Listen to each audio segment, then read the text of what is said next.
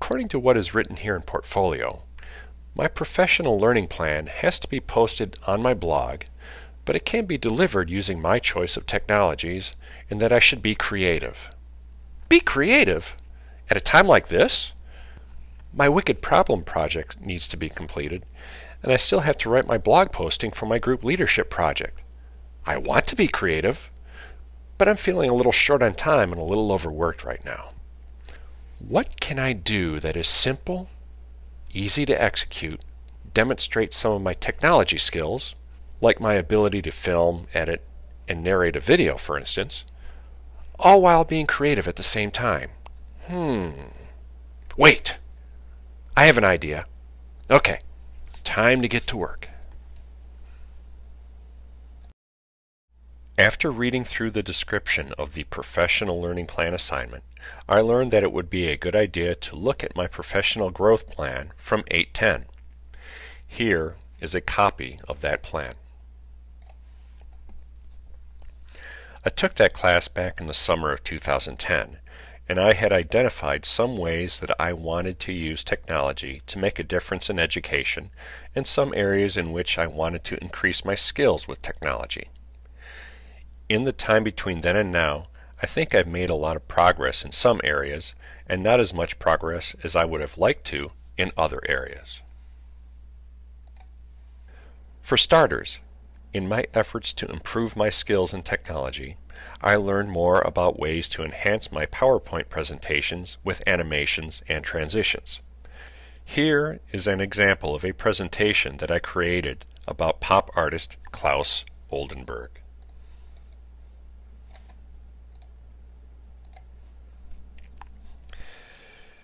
I used this presentation to teach a lesson about this artist to my 4th grade students. I found that the text animations and the slide transitions helped make an already engaging presentation a little bit more lively and interesting to watch for my students.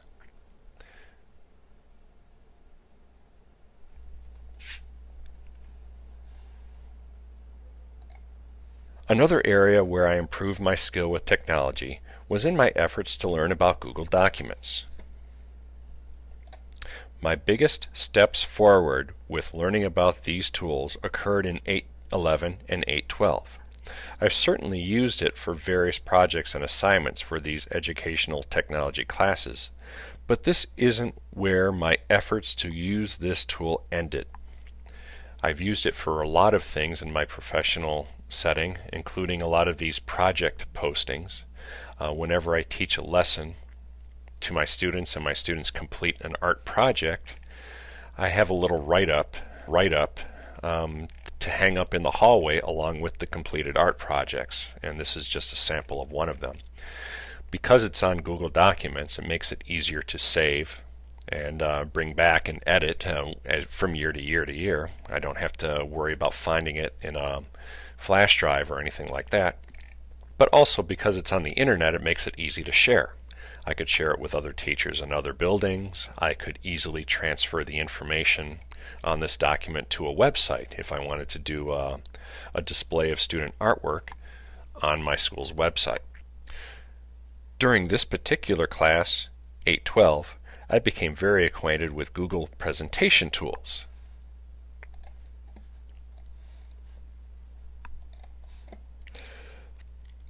Though I've been using PowerPoint quite regularly in my teaching for a while, even before taking these classes, using Google's presentation capabilities in this class have given me some ideas for moving forward with presentations in my instruction. I'll touch on some of these ideas later. Perhaps the greatest step in the direction of improving my skill and instruction was taken with my wicked problem project. I found tremendous value in the videos I filmed, and not just for the original end they were intended to meet. Not only did I find these videos to be effective at easing my instructional workload during the hectic pace of my average school day, but I found them to be very much more engaging to my students than I ever thought that they would. The surveys I gave to the students showed me that they were very well received. I also observed that students were able to demonstrate the techniques I attempted to teach them in the videos. Many of the students even gave the videos a round of applause after viewing them and were eager to request my YouTube profile name so that they could subscribe to my channel. And this is one of the videos that I filmed. The video was all about how to draw a straight line with a ruler. It's a pretty simple, or a seemingly simple task, but when you are expecting second, third, and fourth graders to do it, especially the younger kids, they really need it broken down step by step by step, and that's exactly what these videos were intended to do.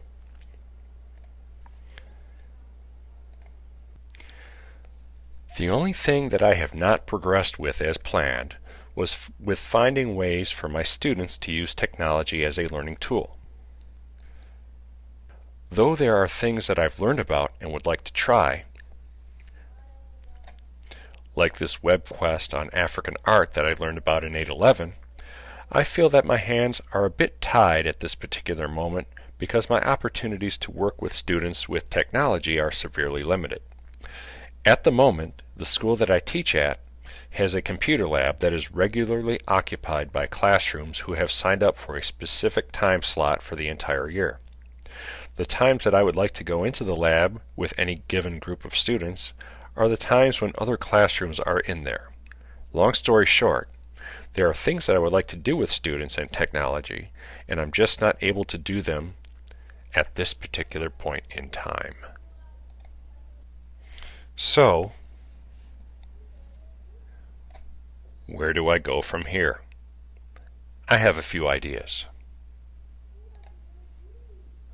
One thing I plan on doing is continuing to make instructional videos. That's one thing that is definitely on my agenda. I have a few ideas in mind for new videos I may film and edit. Here is some raw video that I filmed during my Wicked Problem project on how to use and take care of a glue bottle. Eventually I will import this into iMovie and edit it and put captions in it and narration and so on, so that I can eventually use this in a classroom, teach kids how to use a glue bottle. I anticipate that I will make a couple more videos between now and the end of the school year, and even more over the summer. Beyond that, I will make even more as need arises. In time, I may have a vast collection of videos that I can not only use in my classroom, but my students can use outside of my classroom with the use of an internet-capable device of their choosing.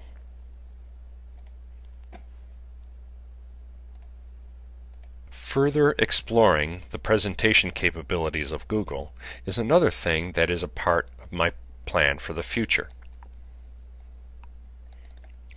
There are two things I see happening that will take me in that direction.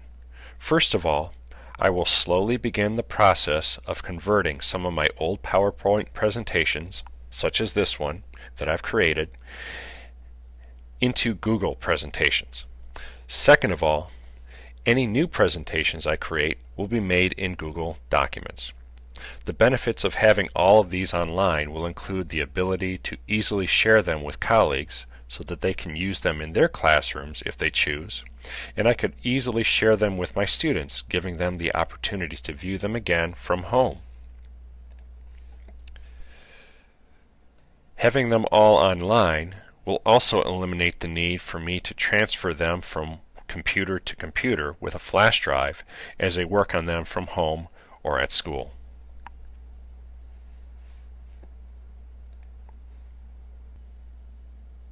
As I've mentioned, there are things that I've learned about in these classes so far that I'd like to try with my students, like this African art web quest. But I'm unable to do so because my access to technology when I'm with my students is limited. The good news is that things are likely about to change in that department. My school district, Brighton area schools, recently passed a bond that will pay for significant technology upgrades in the very near future. At this point in time, there is a committee in place that is exploring and discussing what technologies will be adopted for the school district. I feel that my own future with technology in my classroom will depend on the decisions that are made by this committee. I've approached a member of this committee about joining them after the completion of this class, and she said that I'd be more than welcome to do so. If I want to be able to do some of the things that I'd like to do with my students and technology, becoming a more vocal technology leader may be required. Joining this committee may be one way, one very important way, to step towards being such a leader, and I'd be doing so at a very critical time. Whatever new technologies the committee chooses to adopt will begin being put into place in the very near future. It's time for my voice to be heard.